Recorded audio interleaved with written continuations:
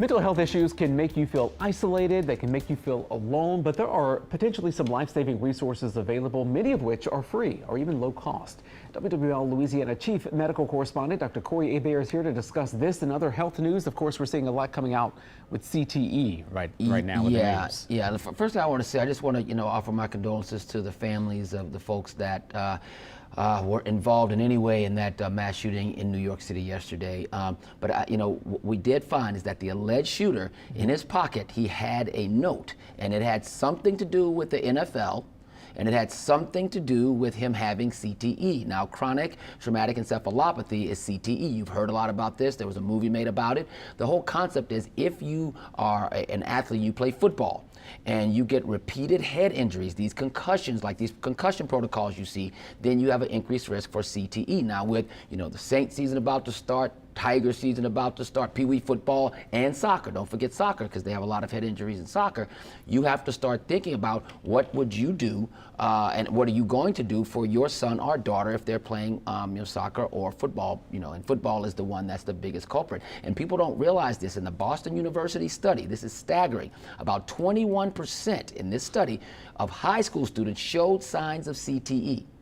All right, 91% of college students, college football players showed signs, and 99% of NFL players showed signs of CTE. And what are these signs? It's increased aggression, depression, substance abuse, suicidality, and then cognitive decline and dementia. It's irreversible. So you have to think about this when you are wanting your son or daughter to play one of these sports, because it is irreversible, and bad things can happen if you have CTE and you exhibit. What does this do long term? Does this contribute to mental health illness, or does this exacerbate things? Yes, it contributes to mental health illness, all right? But the issue is that you have to remember, if you already have a history or family history of mental health issues, then it can exacerbate it, because if you don't have that history, it can make it much worse, And so I kind of want to think about that, because I want to throw this into like the mental health arena, because if you're sitting home right now and you know someone, right,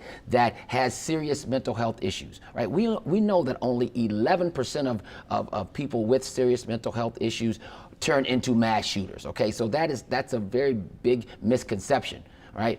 Diagnosed mental health issues.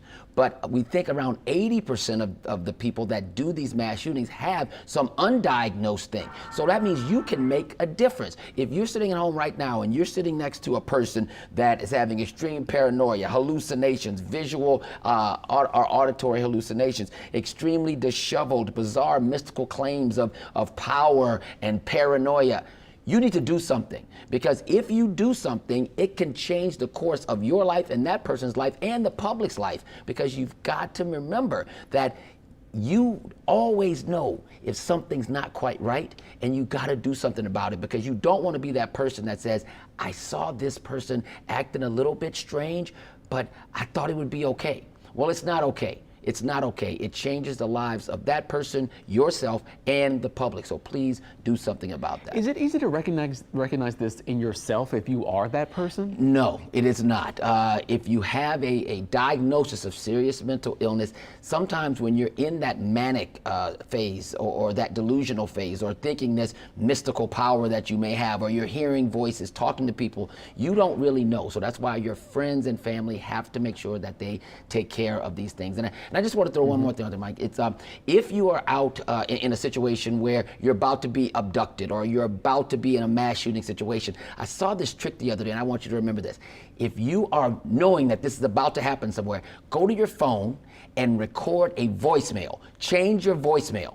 Okay, and tell on the voicemail, say exactly where you are, what's happening, what is the situation, where you think you may be, and then just hang up the phone. Because remember, and turn the phone off, because you don't want it buzzing. But just remember, if that phone goes off, if the battery goes dead or whatever, if somebody calls that phone, that voicemail is going to be there. Your outgoing voice message is going to be there.